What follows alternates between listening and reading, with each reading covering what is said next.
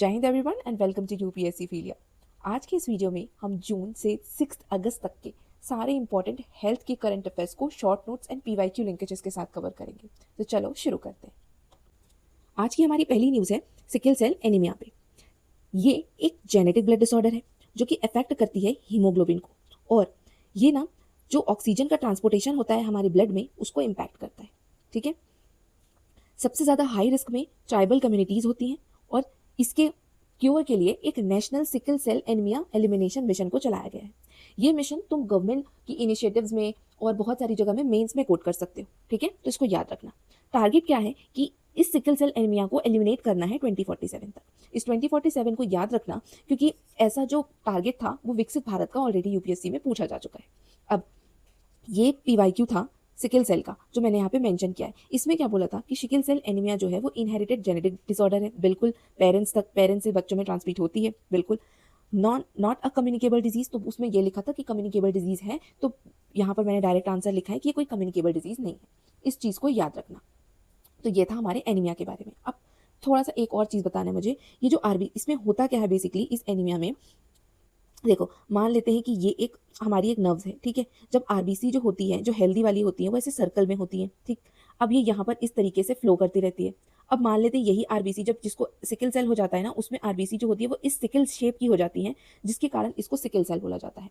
और जब ये यहाँ पे ऐसे फंस जाती है ना तो बहुत ज़्यादा पेन होता है बॉडी में। ठीक है, ये होता है सिकल सेल एनीमिया में। कभी कभी ना इसमें ब्लड ट्रांसफ्यूजन की भी नौबत आ जाती है। थोड़ी सी सीरियस बीमारी है। ठीक है, अब नेक्स्ट चलते हैं एक केमिकल पे। देखो बेसिकली केमिकल एक गूगल में जाके एक बार गोभी मंचूरियन में जो केमिकल और कलरिंग एजेंट था उसको सर्च करना। ये यूपीएससी का पीवाईक्यू है, इसीलिए मैं तुम्हें ये केमिकल का नाम पढ़ा रही हूँ। बेसिकली क्या होता है, जनरली ऐसे जो केमिकल्स वगैरह जो न्यूज़ में बहुत सारे रहते हैं, ये 3-4 न्यूज़पेपर में कवर हुआ है, इसीलिए मैंने इसको यहाँ पे मेंशन किया है। ठीक है, तो ऐसे क्वेश्चंस को यूपीएससी पूछ लेता है कि ये किस में यूज होता है, तो पता होना चाहिए ये चीज़। ठीक है, अब ये 3 न्यूज़पेपर में हमारे the Hindu, times of India और इंडियन एक्सप्रेस में आया था, तो मैंने इसको मेंशन किया है।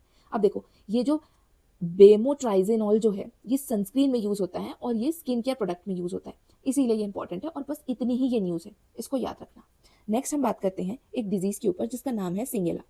सिंगेला कैसी डिजीज है? बैक्टीरियल डिजीज है जो बैक्टीरिया से होती है। कौन से बैक्टीरिया से होती है? जूम कर देती हूँ। देखो ये सिंगेलोइसिस बैक्टीरिया से होती है। अब ट्रांसमिशन कैसे कैसे होता है? फेको ओरल रूट से होता है, कंटामिनेटेड वाटर से होता है, और हाँ इस पॉइंट को एकदम अच्छे से याद रखना क्योंकि जीका वायरस से रिलेटेड ऐसा क्वेश्चन पूछा गया था जीका वायरस में कि ये क्या सेक्सुअली ट्रांसमिटेड है या फिर मम्मी से बच्चे को ट्रांसमिट हो सकता है, तो वो हो सकता था जीका वायरस। वैसे ही ये भी सेक्सुअली ट्रांसमिटेड है, तो इस चीज़ को याद रखना।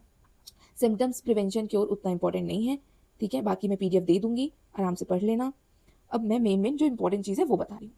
अब एक न्यूज़ आई थी एंशियंट डीएनए और ह्यूमन इवोल्यूशन पे। हुआ क्या है कि ह्यूमन जीनोम प्रोजेक्ट है जो कि अभी यूपीएससी के 2026 में भी आया हुआ है। ठीक है, अभी रिसेंट जो एग्जाम हुआ था, इसमें क्या कर रहे हैं कि मैपिंग कर रहे हैं ह्यूमन जीनोम की। तो जब मैपिंग की जाएगी तो कुछ तो भी जानकारी मिलेगी ना इंसान को। तो क्या हुआ था कि निएंडरथैल्स जीनोम जो 2010 में मिला था, उससे पता चलता है कि 1 to 2% निएंडरथैल्स का जो डीएनए है वो मॉडर्न नॉन अफ्रीकन ह्यूमन के जैसा है। ठीक है, मतलब मैच कर रहा है उनसे। फिर एक आ जाता है ये जो है ना, ये वाला जो टर्म्स मैं यूज़ करी हूँ, निएंडरथैल, डायनोसोवेनस, ये सारे जो होते हैं ना, ये होमो इरेक्टस, ये सारे जो हैं हमारे ज्योग्राफी में आते हैं। ठीक है, तो ये इसका स्टैटिक पोर्शन ज्योग्राफी में जाके पढ़ना। ठीक है, मैं यहाँ पे करंट अफेयर्स की चीज़ बता रही हूँ और जो भी इंपॉर्टेंट फैक्ट्स उस आर्टिकल में है वो सारी हम कवर कर रहे हैं। अब ये क्या होता है इसमें कि 3 से 6% जो मॉडर्न पॉपुलेशन है ना, उसमें ये जीनोम जो है इसमें पाए जाते हैं। ठीक है, अब मेलेनेशियन एंड ओशियन पॉपुलेशन में भी इसका कंट्रीब्यूशन देखा जाता है। अब आते हैं होमो इरेक्टस पे। होमो इरेक्टस से रिलेटेड क्या चीज़ें लिखी हुई थी कि अबाउट कि ये ओरिजिनेट हुआ था 2 मिलियन ईयर अगो। ऐसी वाली चीज़ें इंपॉर्टेंट होती हैं। साथ ही साथ ये जो है अर्लीस्ट ह्यूमन स्पीशीज़ है। कहाँ पर मिल रही है? ये स्प्रेड है across Africa, Europe and Asia में। साथ ही साथ कहीं पूछ दिया कि इनके समय पे ये यूज़ करते थे क्या स्टोन टूल्स का या फायर्स का, तो हाँ ये करते थे, यहाँ पे था। अब इसमें सबसे इंपॉर्टेंट, इस पूरे आर्टिकल में सबसे इंपॉर्टेंट चीज़ जो मुझे लगती है वो ये है। ये क्या है? Paleoproteomics. UPSC generally terms based questions पूछता है, तो याद रखना कि पेलियोप्रोटियोमिक्स का मीनिंग क्या होता है। एंशियंट प्रोटीन की स्टडी को हम पेलियोप्रोटियोमिक्स बोलते हैं। ठीक है, इस चीज़ को याद रखना। बाकी तो हमारा स्टैटिक से पढ़ने का चीज़ है और जो इंपॉर्टेंट है वो मैंने तुम्हें बता दिया। अब देखो नेक्स्ट बात करते हैं कि बिहार में क्या था कि अल्कोहल बैन हो गई है। तो उससे जो एडिक्ट लोग हैं अल्कोहल से, उन्हें अल्कोहल नहीं मिली तो वो क्या कर रहे हैं, कप सिरप का यूज़ कर रहे हैं, क्योंकि उसमें थोड़ा बहुत अल्कोहल रहता है, इसलिए वो अब कप सिरप पी रहे हैं उसकी जगह पे। अब इसमें क्या हो रहा है, इसी कॉन्टेक्ट से रिलेटेड एक कोडाइन करके एक केमिकल का जो नाम जो था वो बहुत ज़्यादा चल रहा था। ठीक, क्या होता है ये एक तरीके का नेचुरल ओपियोइड है जो कि मॉर्फिन से बनता है, और ये मॉर्फिन जो होती है ये ओपियम या पॉपी से बनती है। अच्छा, ध्यान से सुनो, ये तुम्हारे मेंस में कोट करने के काम आएगा कि जैसे हमारा ये इंडिया है, ठीक, ये क्या है अपना इंडिया। इंडिया के नॉर्थ ईस्ट साइड में यहाँ पर एक ट्राइंगल बनता है, ठीक, और नॉर्थ वेस्ट साइड में एक क्रीसेंट का एक शेप बनता है, समझ लो ऐसे। क्या होता है, यहाँ पर है अफगानिस्तान, यहाँ है पाकिस्तान, और यहाँ है ईरान, यहाँ है Myanmar, Laos and Thailand. I think Thailand, हाँ थाईलैंड ही है, ठीक है। इसे कहते हैं हम गोल्डन ट्राइंगल। इसको क्या बोलेंगे, गोल्डन ट्राइंगल, गोल्डन क्रीसेंट, और इसको कहते हैं गोल्डन ट्राइंगल, ठीक है। तो ये बेसिकली क्या होता है, ये वो कंट्रीज हैं जिसमें सबसे ज़्यादा ओपियम प्रोड्यूस किया जाता है, और ये जो ओपियम है वो यहाँ से यहाँ इस तरीके से ट्रैवल करता है, मतलब स्मगल होता है। तो हमारे इंडिया में ना सबसे ज़्यादा जो थ्रेट रहता है ओपियम का वो इसी सारी रूट से होता है कि यहाँ पर ज़्यादा इलीगल ट्रेडिंग होने लगती है ओपियम वगैरह की, और ये लोग क्या करते हैं, ओपियम उगा के जितना भी पैसा मिलता है इन्हें ओपियम सेल करके उसका वो टेररिज्म में यूज़ करते हैं, ठीक है, और दुनिया भर की चीज़ों को नक्सलाइड और ये सब चीज़ को फंडिंग करने के लिए यूज़ करते हैं, ठीक है। तो ये चीज़ है, ये मेंस में आईआर में और सिक्योरिटी में कोट करने के काम आएगी, ठीक है। तो इतना समझ लो, ओपियम था सामने, तो मैंने साथ में जो लिंक्ड टॉपिक है वो भी समझा दिया। तो बस इसमें इतना याद रखना कि इसका ये क्या डिजीज, सॉरी ये क्या केमिकल है, कोडाइन नाम का एक कप सिरप पे पाया जाने वाला एक केमिकल है, ठीक है। इतना याद रख लो ऐसे लमसम में। अब नेक्स्ट बात करते हैं हम ट्यूबरकुलोसिस की। ट्यूबरकुलोसिस जो होता है वो बेसिकली वर्ल्ड का डेडलीस्ट इन्फेक्शियस डिजीज माना जा रहा है, और ये माइकोबैक्टीरियम ट्यूबरकुलोसिस से होता है। ये वनडे एग्जाम में बहुत बार पूछा गया है, इसलिए इसको याद रखना। नेक्स्ट बात करते हैं इसके इन्फेक्शियस स्टेजेस की। जैसे पहला स्टेज जो होता है वो लेटेंट टीबी होता है, जिसमें कोई सिम्टम्स जनरली नहीं दिखाई देते हैं। सेकंड बात करें तो सब क्लिनिकल टीबी होता है, जिसमें मिनिमल या इसमें भी लगभग सिम्टम्स नहीं ही दिखाई देते हैं। लेकिन जो एक्टिव टीबी होता है वो सिम्टोमेटिक होता है, जिसमें ट्रीटमेंट की रिक्वायरमेंट होती है। सिम्टोमेटिक का मतलब सिम्टम्स दिखाई देते हैं। अब ये जो टीबी होती है वो दो टाइप की होती है, ठीक है। पहली टीबी जो होती है वो है पल्मोनरी टीबी, जो कि लंग्स को इम्पैक्ट करती है। दूसरी टीबी होती है एक्स्ट्रा पल्मोनरी टीबी, जो कि अदर ऑर्गन्स को अफेक्ट करती है। तो याद रखना टीबी दो टाइप की होती है। ये यूपीएससी का पीवाईक्यू भी था। अब इसमें मैंने कुछ ऐसे डाटा मेंशन किए हैं जो कि मेंस में कोट करने का है, इसीलिए मैं जितने भी ये नोट्स बनाती हूँ कंसाइज बनाती हूँ ताकि जल्दी रिवाइज हो जाए। प्रीलिम्स के पर्सपेक्टिव से भी चीज़ें लिखी होती हैं और मेंस में जो कोट करना होता है वो भी लिखा होता है। अब देखो, ये तुम्हें मैंने प्रीलिम्स के लिए बता दिया, ये 2 पॉइंट मेंस के लिए बता दिए। अब यहाँ पर एक और चीज़ देखो प्रीलिम्स के लिए, यहाँ पर 2 वैक्सीन जो रहती हैं, जनरली वैक्सीन पूछ लिया जाता है कि इसकी वैक्सीन अवेलेबल है या नहीं है, और है तो कौन सी है। तो इसके लिए 2 वैक्सीन है, VPM 1002 और एक इम्यूवैक करके, ठीक है। तो ये 2 वैक्सीन को याद रखना। और इसमें कुछ चीज़ें और भी यूज़ होती हैं, जैसे डायग्नोस करने के लिए किट यूज़ करती है जो है ट्रूनेट। तो इसको याद रखना कि ट्रूनेट क्या है, पूछ दिया तो ये टीबी को डायग्नोस करने के लिए किट होती है। दूसरे होता है कोवैक्सीन, जो कि बहुत लोगों को लगी भी होगी कोविड के लिए, इसका भी यूज़ किया जाता है टीबी में। और एक है रोटा वायरस की वैक्सीन, इसको भी यूज़ किया जाता है, ठीक है। चलो अब आगे चलते हैं। अब ये वाला जो ये ग्रीन में रहता है ना, ये तुम्हारा जो भी न्यूज़ आर्टिकल है, जो भी जिसका भी ये शॉर्ट नोट्स बना है, ये उसका न्यूज़ का हेडिंग होता है। तो अगर तुम्हें और पढ़ना होगा, इसके बारे में ज़्यादा जानना होगा, गूगल में इसको पेस्ट करना तो पूरा आर्टिकल मिल जाएगा। अब देखो, यहाँ पर इस आर्टिकल को मेंशन करने का और इसका शॉर्ट नोट्स बनाने का सिर्फ ये मुद्दा था, ये पर्पस था कि national institute of health and research being established कहाँ पे हो रहा है, ये कुछ लोकेशंस पे हो रहा है। यूपीएससी 2026 में बहुत से प्राइवेट लिमिटेड कंपनीज और ये कंपनी वो कंपनी कहाँ पे थी उसकी डायरेक्ट लोकेशन पूछी गई थी। अब ये इंपॉर्टेंट इंस्टीट्यूट है तो इनकी लोकेशन पूछना बहुत आसान है। तो ध्यान रखो, डिब्रूगढ़ असम में हो रहा है और एक जोधपुर राजस्थान में हो रहा है, पहली चीज़। दूसरी चीज़ है, एक terms based keywords based questions आते हैं, जिसमें एक कीवर्ड मुझे ऐसा लगा कि इंपॉर्टेंट है, लिख लेना चाहिए, रेटिनोपैथी। तो पता होना चाहिए कि रेटिनोपैथी जो है वो किस चीज़ से लिंक्ड है। तो डायबिटिक रेटिनोपैथी डिटेक्शन ये यूज़ हुआ था, तो मैंने इसको मेंशन किया। आई ड्रोन इनिशिएटिव किस चीज़ से रिलेटेड है, आई ड्रोन इनिशिएटिव ये बेसिकली रिलेटेड है ड्रोन के थ्रू जो वैक्सीन और ब्लड मेडिसिन ये सब की डिलीवरी की जाती है ना, उस इनिशिएटिव का नाम है आई ड्रोन इनिशिएटिव। फिर मेडटेक मित्र, ये क्या है, ये बेसिकली जो मेडिसिन वगैरह में जो पेटेंट लिए जाते हैं, ठीक है, पेटेंट लिए जाते हैं ना, जैसे कि कॉपीराइट होता है, एक पेटेंट होता है, ठीक, किसी कंपनी ने पेटेंट ले लिया तो वो दूसरी कोई कंपनी उसको कॉपी बनाएगी नहीं, ठीक है, दूसरी ही बना सकती है लेकिन उसका पूरा कॉपी और पेस्ट करके नहीं बना सकती जब तक उसको लाइसेंस ना मिले। तो ये मेडटेक मित्र जो होता है बेसिकली पेटेंट सपोर्ट प्रोवाइड करने का काम करता है।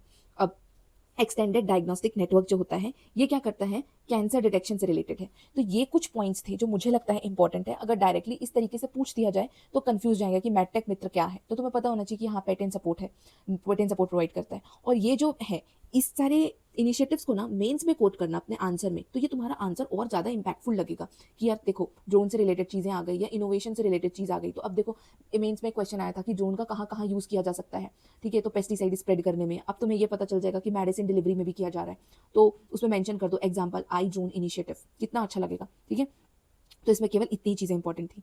अब नेक्स्ट बात करते हैं फिक्स डोज कंपोजिशन को। ऐसे बहुत से फिक्स डोज कंपोजिशन जो है वो अभी गवर्नमेंट ने बैन किए थे, इसीलिए ये न्यूज़ में था। क्या होता है ये फिक्स डोज कंपोजिशन, बेसिकली एक सिंगल डोज, मतलब ध्यान से समझो, एक मेडिसिन में बहुत सारे अलग अलग टाइप के जो फार्मास्यूटिकल इंग्रेडिएंट्स हैं उनको मिक्स करा जाता है एक प्रोपोर्शन में और उनको बनाया जाता है, तो उसे कहते हैं फिक्स डोज कंपोजिशन, ठीक। तो इसमें यही बस इंपॉर्टेंट है कि तुम्हें ये पता होना चाहिए कि फिक्स डोज कंपोजिशन क्या है। मैंने ये सारा कथा क्यों लिखा हुआ है, क्योंकि कभी कभी क्या होता है कुछ आंसर में ना ऐसे फार्मास्यूटिकल वाले जो कुछ रिव्यू और ये कुछ ऑब्जेक्टिव्स वगैरह होते हैं आंसर में मेंशन करने के काम आते हैं। जैसे कि अगर मुझे, अब मैंने पढ़ लिया कि सेक्शन 26A और ड्रग एंड कॉस्मेटिक टेक, तो ये अगर मुझे जरूरत पड़ेगी तो कहीं पे मैं मेंशन कर दूंगी फटाक से। अब रीज़न क्या था इसका, कि हेल्थ रिस्क था थोड़ा बहुत तो इसलिए इसको बैन किया, बाकी ये उतना इंपॉर्टेंट नहीं है, बस इतना था।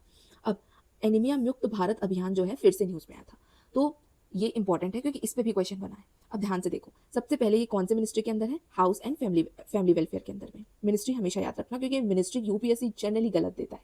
ये पैटर्न मैंने सीएपीएफ सीडीएस और यूपीएससी के ऑलमोस्ट एग्जाम में नोटिस किया है कि ये मिनिस्ट्री गलत देता है। अब इसमें चेंज क्या हुआ है, क्यों न्यूज़ में था और चेंज क्या हुआ है, सिर्फ इतना याद रखो। देखो इसमें क्या हुआ है, न्यू बेनिफिशियरी ऐड किया गया है जिसमें लो बर्थ वेट बेबीज जो है उनको भी इंक्लूड किया गया है एनीमिया मुक्त भारत इनिशिएटिव में, जिसमें 0 से 6 मंथ के बेबीज को इंक्लूड किया गया है कि अगर इनमें एनीमिया है तो ये इनको इसमें ट्रीटमेंट मिलेगा। अब कौन कौन से नए कंपोनेंट्स हैं कि ईटिंग राइट, मतलब इसमें प्रमोट किया जा रहा है iron rich and diversified diet को।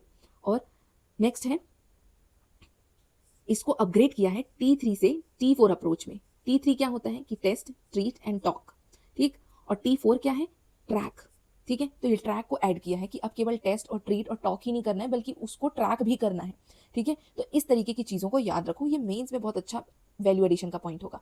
ये मैंने एनीमिया मुक्त भारत के बारे में स्टैटिक बता दिया, जो न्यू चेंजेस हुए वो बता दिया, और ये मेंस का एक पॉइंट दे दिया। और यहाँ पर मैंने नेशनल फैमिली हेल्थ सर्वे का डाटा दिया था जो रीसेंट डाटा है कि चिल्ड्रंस में जो इतने मंथ के हैं उनमें इतना एनीमिया है 67%, वुमेन में जो 15 to 49 ईयर्स की है उस पर 47% एनीमिया है, प्रेग्नेंट वुमेन जो है उनमें 52% है और एडोलेसेंट गर्ल में 59%। नेक्स्ट चलते हैं, हाँ, नियोनेटल सेप्सिस पे। ये एक डिजीज़ है, बेसिकली क्या है वो देखो, इसमें ना एक डिज़ाइन किया गया है इसके लिए एक पर्सनलाइज रैंडमाइज कंट्रोल ट्रायल, इसलिए ये न्यूज़ में था। ये है क्या, बेसिकली ये ब्लड स्ट्रीम में इन्फेक्शन कॉज करता है। ये इन्फेक्शन किसके कारण होता है, पैथोजेंस के कारण, जैसे इकोलाई, कालबेसिला, ये सारे जो इसके कारण होता है। अब इसको डायग्नोस कैसे करते हैं, ब्लड कल्चर करके। इसका कोई अप्रूव्ड वैक्सीन है क्या, तो नहीं, इसकी कोई अप्रूव्ड वैक्सीन नहीं है, ठीक। इसमें ये दोनों टर्म्स को याद रखना कि ये नियोनाटल सेप्सिस से रिलेटेड है। चलो नेक्स्ट चलते हैं। नेक्स्ट है रेड फीवर, ये अगस्त की न्यूज़ है, अभी अभी आई थी।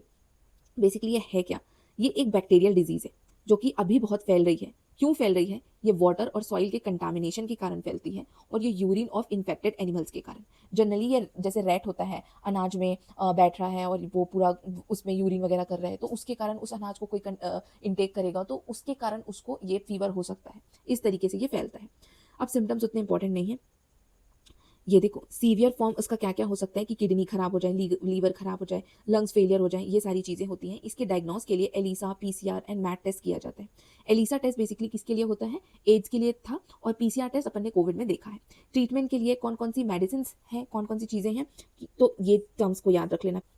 नेक्स्ट, टॉक्सिक लीड साइट, इस पे एक न्यूज़ आई थी कि जो प्राइवेट स्कूल है ना उसके आसपास बहुत ज़्यादा लीड पोल्यूशन है, क्योंकि बहुत सारी दिल्ली में बहुत सारी डंपिंग साइट्स के पास में जो स्कूल है उसके कारण जो वाटर है वो लीड से कंटामिनेट हो रहा है, ठीक है। तो ये न्यूज़ था। अब न्यूज़ से जो इंपॉर्टेंट चीज़ निकलती हैं वो क्या क्या चीज़ें हैं कि देखो, सबसे पहला टॉक्सिक लीड कंटामिनेशन का एक्सपोजर हो रहा है चिल्ड्रंस को, कहीं पे कोट करने के काम आ सकता है। कि डंपिंग साइड कहाँ पर कोट करना है, जैसे कि मान लेते हैं कि पोल्यूशन में आया कि डंपिंग साइड में दिल्ली में इतनी सारी डंपिंग साइट हैं और एग्जाम्पल इसके कारण लीड पोल्यूशन हो रहा है, ठीक है, इस तरीके से कोट करना। अब लीड का सोर्स क्या क्या होता है, देखो जो बैटरी रिसाइकिल करते हैं वो सारी चीज़ें, इनफॉर्मल इलेक्ट्रॉनिक वेस्ट होता है, मेटल होता है, और जो भी इंडस्ट्रियल साइट्स होती हैं उसमें कुछ जो पदार्थ होते हैं वो सारी चीज़ें होती हैं। इम्पैक्ट क्या क्या होता है इससे, न्यूरो डेवलपमेंट में इम्पैक्ट होता है, ठीक है, आईक्यू रिड्यूस हो जाती है, लर्निंग डिफिकल्टीज होती है, बिहेवियरल प्रॉब्लम्स होने लगते हैं, ठीक है। इससे हो क्या रहा है, अपन को ज़रूरत क्या है कि रेगुलर लेड टेस्टिंग करते रहो। इन्वायरमेंटल, अभी देखो इन्वायरमेंटल इंडेक्स में हम फिर से 1 पॉइंट और नीचे गिर गए हैं, तो ये सारे कंसर्न्स बढ़ते जा रहे हैं, ठीक है। तो ये लीड कहाँ कौन से सोर्स से निकलता है, ये प्रीलिम्स का पॉइंट हो गया, ठीक है। इम्पैक्ट क्या होता है, प्रीलिम्स के पॉइंट हो गए, ठीक है। बाकी ये सारे जो सोल्यूशन अगर ये सारी चीज़ें हैं ये तुम्हारे मेंस के काम आ जाएंगे। नेक्स्ट चलते हैं साइक्लोपोराइसिस पे, ठीक है। हो सकता है मैं इसको थोड़ा गलत प्रोनाउंस कर रही हूँ, लेकिन ठीक है। मेन मुद्दा अपना है कि हम लोग ये जान लें कि ये है क्या एक्चुअल में। इसका आउटब्रेक हो रहा था, ठीक है। कहाँ पर सबसे ज़्यादा अफेक्टेड कौन सी कंट्री है, अभी मिचिगन कंट्री बोलती हूँ, जगह जो प्लेस है मिचिगन, कहाँ पे है मेरे को फटाफट से बताना, तो मिचिगन कहाँ पे, ऐसे मिचिगन नाम की एक लेक वगैरह भी है क्या आसपास, बताना। प्लेसेस इन न्यूज़ के पर्सपेक्टिव से इंपॉर्टेंट है, वैसे तो मैं प्लेसेस इन न्यूज़ अलग से वीडियो में पढ़ाऊंगी, लेकिन फिर भी साथ में मैंने लिख दिया है। किस कारण से हो रहा है, प्रोटोजोआ के कारण, प्रोटोजोआ पैरासाइट्स के कारण हो रहा है। क्या हो रहा है, ये फूड बॉर्न डिजीज है, ठीक है। जो हमारी गैस्ट्रो इंटेस्टाइनल है उसको इन्फेक्ट करता है, इंटेस्टाइन होती है उसको इन्फेक्ट करता है। किससे हो रहा है, जो रॉ लीफी वेजिटेबल्स होती है ना, इन सबको इंटेक करने से, बिना धोए खा लेने से ये सब चीज़ से होता है। तो इतना बस पता होना चाहिए कि ये कैसे हो रहा है। देखो कंटामिनेटेड फूड एंड वाटर से ये स्प्रेड हो रहा है, ठीक। अब नेक्स्ट चलते हैं, रिसेंटली क्या हुआ था, रिसेंटली फर्स्ट डेंगू वैक्सीन को अप्रूव किया गया है जिसका नाम है क्विडेंगा। ऐसी पिछले बार मलेरिया पे भी वैक्सीन आई थी, एडफेल्सीवैक्स है क्या, ऐसे ही कुछ नाम था उसका, ठीक है। तो वो बहुत इंपॉर्टेंट था, ऐसा कुछ क्वेश्चन यूपीएससी में भी आया था शायद से। तो याद रखना कि अभी जो डेंगू के लिए वैक्सीन आई है, और वो भी इंपॉर्टेंट क्यों है, क्योंकि ये फर्स्ट डेंगू वैक्सीन है क्विडेंगा, तो ये याद रखोगे। अब क्या क्या चीज़ें इंपॉर्टेंट है इसमें ना, लाइव अटेनुएटेड वैक्सीन है ये, पहले तो ये समझ लो। लाइव अटेनुएटेड वैक्सीन क्या होती है, जिसमें जो जैसे ये है, ठीक है, इसके अंदर जो मटेरियल है उसी को तो इंजेक्ट किया जाता है। इस मटेरियल में क्या डाला जाता है पता है, इसमें एक वायरस डाला जाता है, डेंगू का वायरस डाला जाता है, ठीक है। और उस वायरस को इतना वीक कर दिया जाता है लैब के अंदर में कि वो एक इंसान को इम्पैक्ट ना कर सके। बट होता क्या है, कभी कभी जिसकी बहुत ही ज़्यादा इम्यूनिटी वीक है उन लोगों को ये इम्पैक्ट कर जाता है। ऐसा ही सेम केस हुआ था पोलियो का। पोलियो में भी ऐसे ही वायरस था जो कि ऐसे नॉर्मल केस में इम्पैक्ट नहीं करता, लेकिन ये एक बहुत ही इम्यूनो कॉम्प्रोमाइज चाइल्ड को इम्पैक्ट कर गया, ठीक है। तो इस पर कंसर्न था, पिछले साल की न्यूज़ में था। अब मैंने बता दिया लाइव अटेनुएटेड वायरस क्या होता है, वैक्सीन क्या होती है। अब फर्स्ट अप्रूव किया गया है इस वैक्सीन को, कौन कौन सी एज को डील करेगा ये, 4 to 60 ईयर्स को, ठीक। डोज कितने होंगे, 2 डोज लगेगा 3 महीने के इंटरवल में, ठीक है। फिर डेंगू जो होता है एक वायरल वेक्टर बॉर्न डिजीज है, कौन से वायरस फैमिली से बिलोंग करता है, फैल्सीविराडे से बिलोंग करता है। कौन से वेक्टर से स्प्रेड होता है, एडिस इजिप्टी से स्प्रेड होता है। और एडिस ये डिफिकल्ट सा नाम है जो तुम पढ़ लेना, ठीक है, एल्बोपिक्टस से स्प्रेड होता है, ठीक है। तो ये चीज़ को याद रखना। अब मलेरिया वैक्सीन जो मलेरिया जो होता है वो किससे स्प्रेड होता है, मुझे कमेंट सेक्शन में बताना।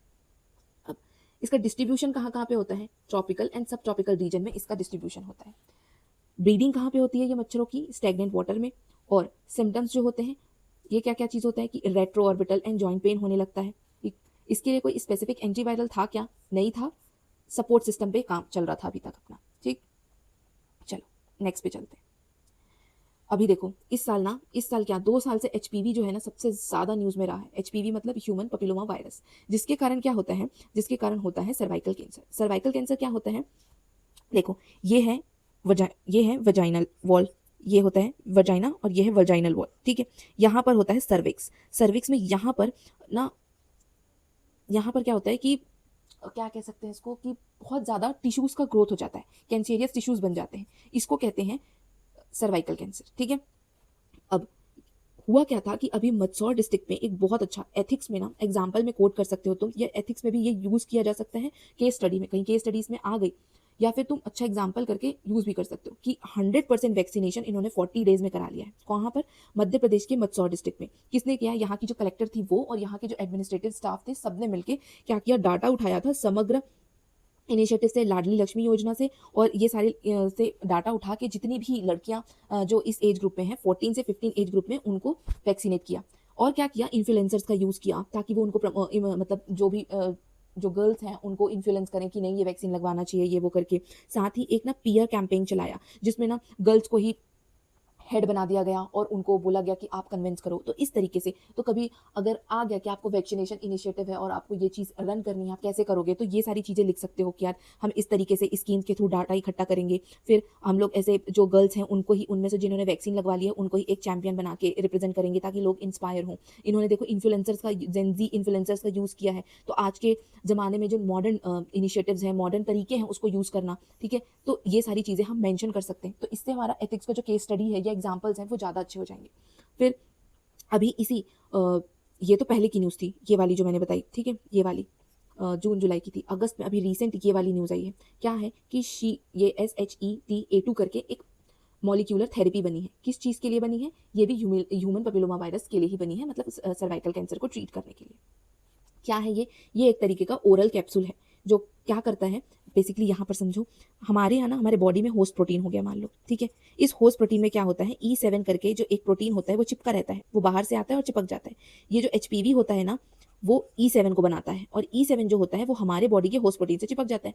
तो इससे क्या होता है कि कंटिन्यूसली ये बीमारी बढ़ती रहती है। लेकिन जब ये कैप्सूल खाया जाता है ना, तो ये क्या करता है, इस बॉन्ड को ब्रेक कर देता है। जब इसको ब्रेक कर दिया जाएगा तो E7 जो होगा ना वो अलग हो जाएगा, किससे, ये होस्ट प्रोटीन से अलग हो जाएगा। जब ये अलग हो जाएगा तो हमारे जो हमारे बॉडी का इम्यून सिस्टम है, ये इसको बाहर की चीज़ है करके मार देता है। इतना तो पता ही होगा ना, जैसे मैंने अभी तुम्हें वीक अटेनुएटेड वैक्सीन के बारे में बताया। होता क्या है, हमारे बॉडी के अंदर अगर कोई भी वायरस या कुछ भी जाता है तो बॉडी का इम्यून सिस्टम जो होता है इसको अपना एनिमी समझ के इसको इम्पैक्ट करता है और इसको खत्म कर देता है ना। और अगर ये वीक होता है तो ये क्या करता है, अगर हम लोग इसमें वीक वायरस डालते हैं मान लो वैक्सीन में, तो क्यों डालते हैं, ताकि ये हमको बॉडी को इम्पैक्ट ना करे, लेकिन जो हमारा इम्यून सिस्टम है ना, इसके लिए एंटीबॉडी बना ले।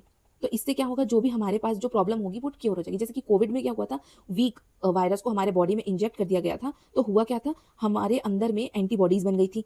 और जैसे ही रियल वायरस एकदम मतलब फुल पोटेंशियल में वायरस आता तो हमारे अंदर की एंटीबॉडी जो ऑलरेडी बन चुकी है वो इसको फाइट कर पाती थी, ठीक है।